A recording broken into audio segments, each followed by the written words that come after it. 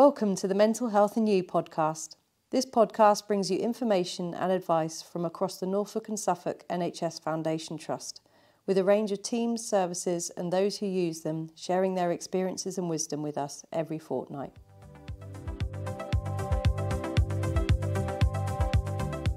Hello there, folks, and welcome to the People Participation Podcast. My name's Laura Cox. I'm a People Participation Coordinator for North Norfolk and Norwich area, and today I'm accompanied by... Hi, I'm Alistair Nichol, and I'm here as a service user for the podcast. And I'm Andrea Bland. I'm People Participation Coordinator for Children, Families and Young People Services across Norfolk and Waveney. Excellent. So the big question is, and I bet a lot of people out there are thinking, what is participation, people participation? And it's a really interesting conversation, really. I mean, to me, it's a really good opportunity for us to get great insight into what our services, communities, service users actually need, what might be barriers, getting feedback, like real feedback from lived experience. What does it mean to you, Andrea?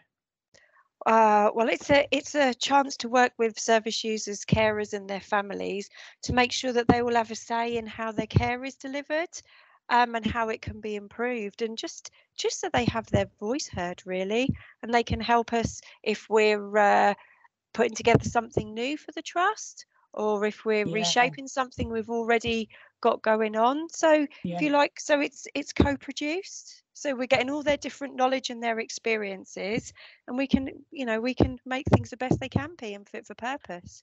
Because they're the experts.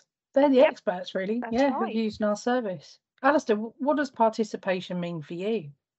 For me, it's working through a mixture of theory and practice. The theory side maybe coming more from staff, and the practice side coming from service users, carers and families. All working together to share experiences and draw from them for improvements going forward. Absolutely. That's it. Well, that is what participation is, folks. And I'm interested, actually, Alistair, how did you hear about it and what made you want to get involved? I'd been involved with the Helsdon New Wards project as a service user, but on the day when the plans were on display at Helsdon, I was unable to attend. Fortunately, these plans were also going to be shown at the forum, and I was able to go on that day. Whilst there, I was chatting with a member of staff, and on the display table, there were various different leaflets, one which caught my eye in particular about QI. Quality improvements, Quality improvements projects. And so reading through this and taking a bit more interest, I found that opportunity very appealing and made subsequent inquiries into it. That's cool. So what sort of led up to that? So you made some inquiries, but actually, how did you get engaged in more stuff and kind of the lead up to being here today, really? I sent an email off initially to Gemma, the People Participation Coordinator for the Quality Improvement Team, asking to find out more about it. And from that, I then met with yourself, Laura, and we had a nice little chat, find out a little bit about me and a bit about your own background. And things were explained and opportunities that may present themselves came up. And we become involved from there in the participation leaflet project as a result. I remember that chat very well because I find it really important to get to know people, and all of our participation team, we've got lived experience. We can't work in our roles without, necessity of having some lived experience ourselves.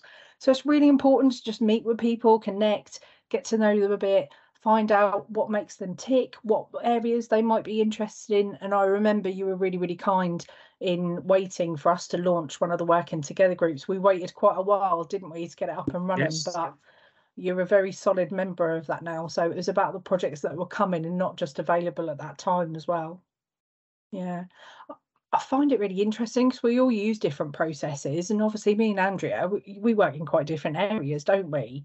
I'll be interested to hear, what are your participation processes, procedures, if you will? Okay, so we work in a similar way, that when we actually get together with someone, we chat to them about participation and find out what they're interested in. But we run a young people's participation group, so that's something that's advertised. People can sign up for it, and when they come along, several we've got a participation agenda, if you like, each Yeah. month. That's got several little projects on there, things that we need to get feedback on. So we take it to the participation group. We also go out into the community as well to get our feedback. So parents and carers groups. I'm going to a local church at the moment. And of course, the friends and family test, which is open for anybody using our services, Yeah. or supports someone using our services to complete. And they answer some questions on there, but there's also a section where they can leave their details if they want to get involved in developing our services. So then we have a chat based on them leaving their details. So yeah, quite I think similar, a little bit different. Yeah. it's really handy, isn't it? Because people give a bit of feedback, and actually, if we're able to make something happen from that, that's really nice when we do get in touch and say, actually, that piece of feedback helped us make this Yeah. change, or consider this, or actually, we're going to take it to a working together group. Come and get involved. Really good Yeah. Yeah, opportunity. it's great. I'm just wondering, what were your expectations of participation, Alistair? Did you join the projects and speak to Laura with, anything in mind that it was going to be like? I came into it very open-minded with a sort of rough guide of how things would be. I suppose my expectations would be that as a group of like-minded people, we would share thoughts and experiences as we work through ideas together, looking at barriers and how these could be overcome, and more positively identifying areas where improvements could be achieved and how this would be realised. Okay, so you went to groups.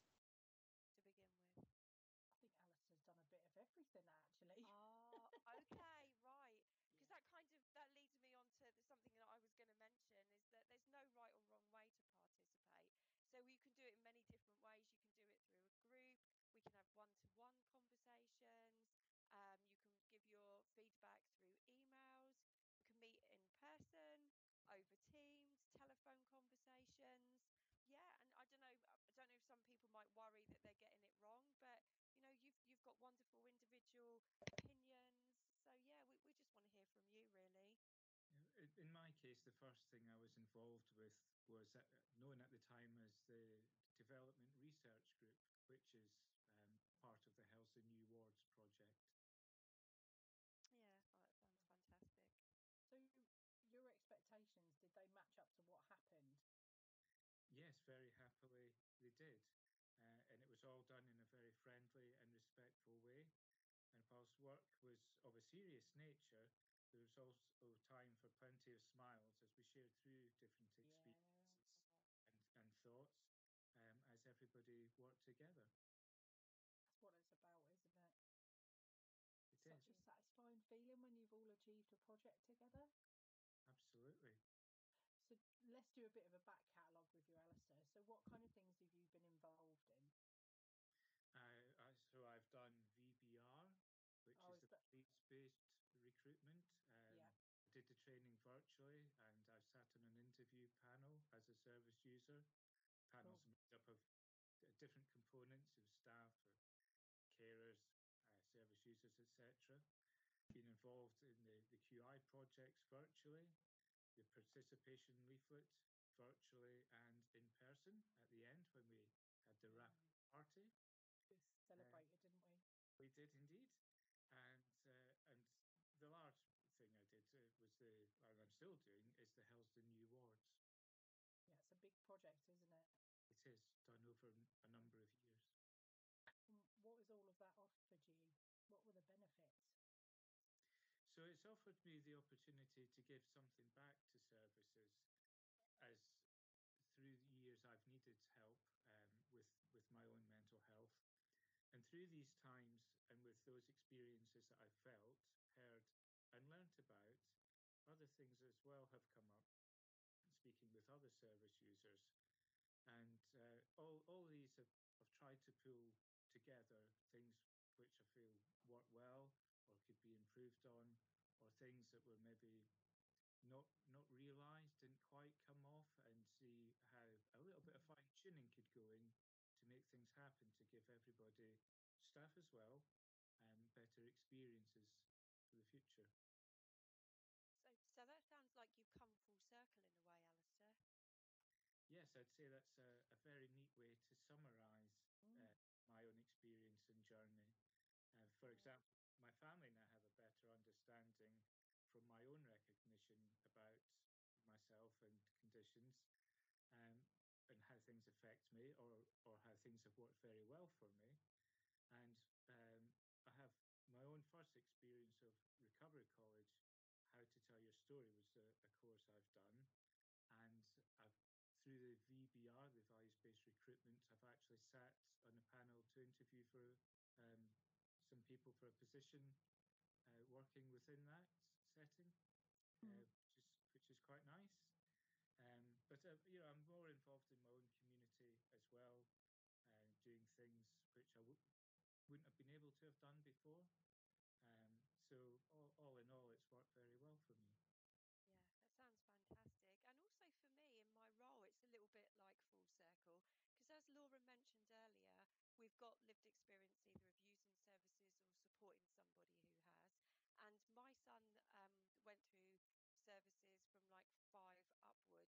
So I was one of the parent carers, supporting him, sitting in the waiting room, feeling like I didn't have a voice, I couldn't be heard.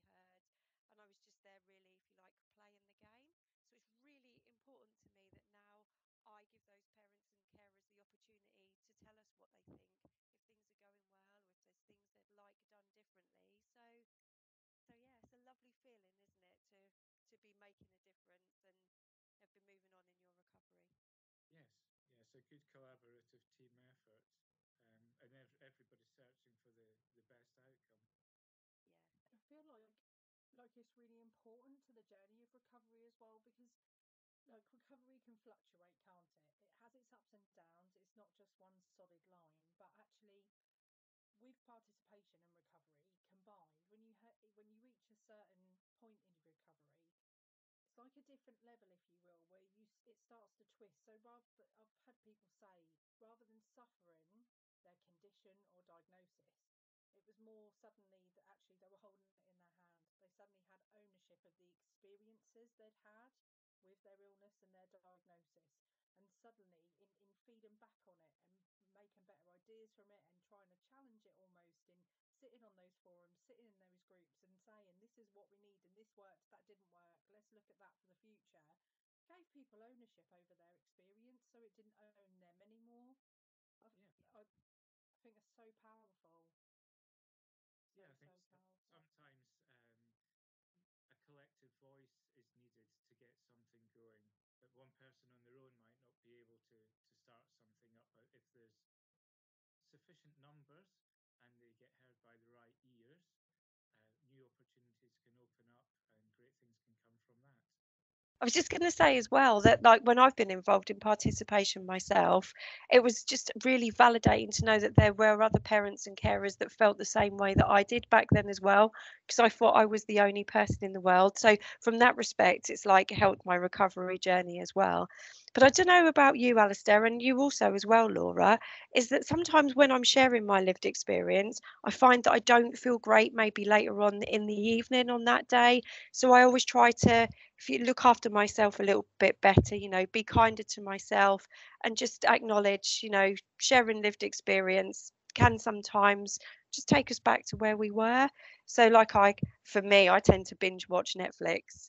What about you, Alistair? What do you tend to do to look after yourself a little bit better? And do you find you have to? Generally I put my music on and listen to it for that bit longer, a couple of hours at a time. And then I just relax very nicely, and then I'm able to have a bit of a better sleep and rest and recover that way. Yeah, perfect. So you've found something that works for you. Yeah, I have. But I'm also grateful that there's always the check-in given to us by members of staff about our welfare. I think that's a very important aspect. Yeah. We like to we can't keep eyes on everyone because we're not in clinical roles, but as humans, it is important to check in with people. Not only that, to see like what they're up to now and what they're involved in, and are they enjoying it? But actually, is there a bit too much they've taken on? Is there not enough? Have they not heard about the latest opportunity? Like, how are they doing as a human? Are they doing okay? Yeah, it's all good communications, isn't it? Yeah, it is. I find sharing experiences is actually quite nice, because for a few days after, I'll think of when I was caring for my mum, and I hadn't thought about it deeply for a very long time, which sounds really sad, but it was quite a challenge for me, as a young carer and an adult carer. But I find for a few days after that it kind of lingers with me, and I'll think about some of the experiences and some of the memories, but that isn't necessarily a negative thing, but it can be quite draining. So I have to make a conscious effort. I don't book too much in and overwhelm myself. Yeah. I like that idea, Laura. Yeah, just taking it easy for a bit. Yeah. Slow it down a little bit. You're giving a lot there, so slow it down somewhere else. Yeah. Yeah, It's pretty fantastic. So we've had a good chat about participation, but how can people find out about it, Laura? Where can they go if they're interested? Well, as the point of contact for all participation sits with our email, and it's simple as you can just send an email saying, I'm interested in participation. I live in Thetford. Can someone get in touch with me at people.participation@nsft.nhs.uk. We're quite a large team. You may hear about working together groups for your teams. You may hear about forums or trust-wide opportunities for participation. We've also got our webpage as well, so it's good to go on there and have a look at what's up and current, and what's pending as well, what's going to be in the pipeline as such. But I think with everything, if you're not able to reach out to your area people participation coordinator or people participation lead, just pop in a little email in saying, I'm a bit interested, give me some info, and here's my location to that email address is probably the best. Fantastic. Yeah, that sounds quite easy. Yeah. Yes, first point of call, and then we can send out loads of stuff, and you can tell us whether you're interested or not, or we can meet for a cuppa, because a cuppa goes a long way. Yeah. All right. Well, that's it. Participation is many things. It has many, many benefits. Ties hugely into experience, people's recovery. Really important to look after yourself as well, because we're using those experiences, but they don't any longer own us. And how to get in touch with us. And that goes for professionals as well, actually. If they have a request where they'd like a project to involve our participants, experts by experience, then they can also email peopleparticipation@nsft.nhs.uk.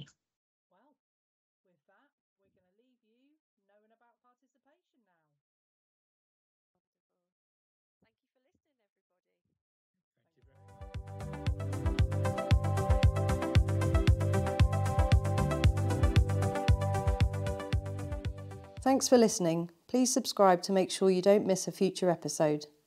Let us know what you thought of this episode by reaching out on social media. If you haven't already, listen back to previous episodes to hear some of the best mental health advice for you.